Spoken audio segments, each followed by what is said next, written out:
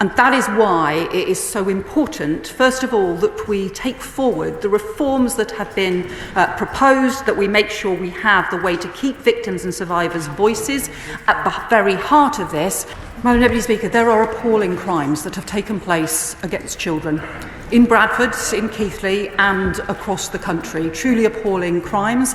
Thousands of young girls, decades of systematic abuse, one political party's shameful silence.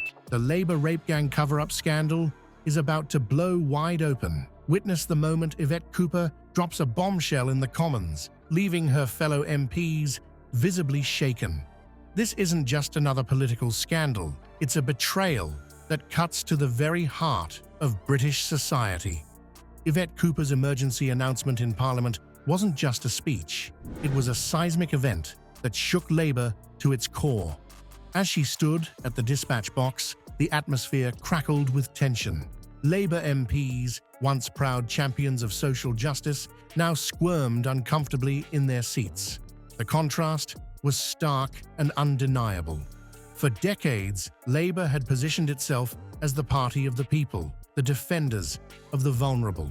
They'd passed landmark legislation on child protection and fought tirelessly for workers' rights.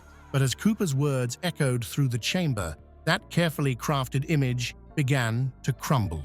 The Labour Party's long-standing facade of moral superiority was being stripped away, layer by layer. Cooper's revelations exposed a rot that had been festering for years. Madam Deputy Speaker, there are appalling crimes that have taken place against children in Bradford, in Keighley and across the country. Truly appalling crimes. But some of it has got to be about how we change the way that policing and councils work together. This is not just about historic crimes, this is about continuing crimes and abuse for hundreds of thousands of children across the country. The very party that claimed to protect the most vulnerable in society had turned a blind eye to the systematic abuse of thousands of young girls. As Cooper spoke, you could almost see the cognitive dissonance playing out on the faces of her colleagues. How could the party of Clement Attlee and Barbara Castle have fallen so far? The Labour benches, once a bastion of working-class values, now seem to represent nothing more than political expediency and moral cowardice. But Cooper wasn't finished. She dropped a bombshell that sent shockwaves through the entire political establishment. The EXA inquiry, initiated by the previous government, had only scratched the surface. It covered a mere 6 towns involved in the gang rape scandal, leaving countless cases unexamined and unresolved. Cooper's criticism was scathing. This was wholly insufficient. The tension in the chamber reached a fever pitch. What other damning revelations was Cooper about to unleash? The Labour MPs braced themselves, knowing that each word from their colleague was another nail in the coffin of their party's reputation. And then came the coup de grace. Cooper demanded a full national public inquiry into the scandal. It was a call for transparency that the party couldn't ignore without completely abandoning any pretense of moral authority. The gravity of the situation was clear. This wasn't just about political point scoring. It was about justice for thousands of victims who had been let down by the very institutions meant to protect them. As Cooper's demand for a national inquiry hung in the air, a darker truth lurked beneath the surface.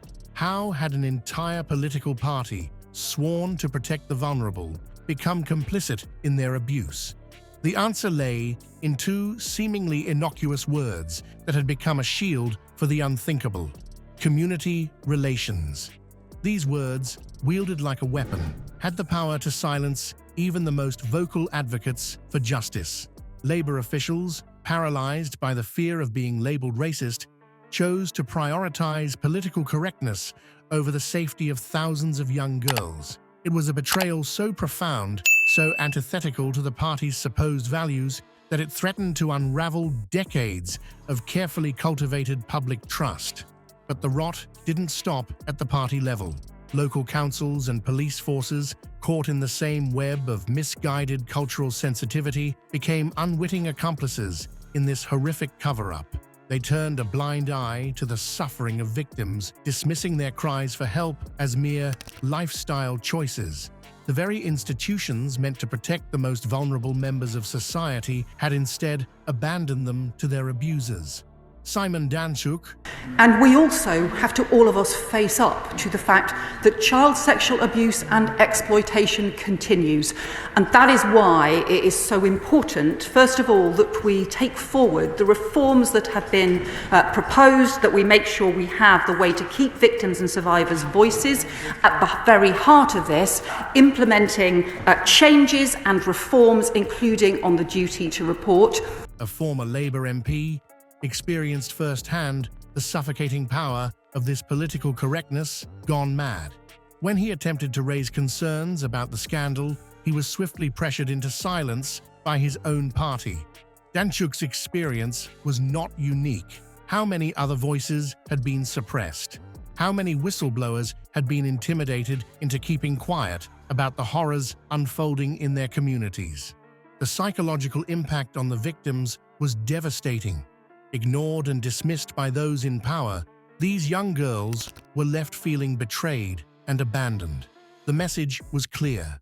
Their suffering was less important than maintaining the illusion of harmonious community relations. As the full scope of this betrayal comes to light, we're forced to confront the true cost of political correctness. It's not just about hurt feelings or offensive language.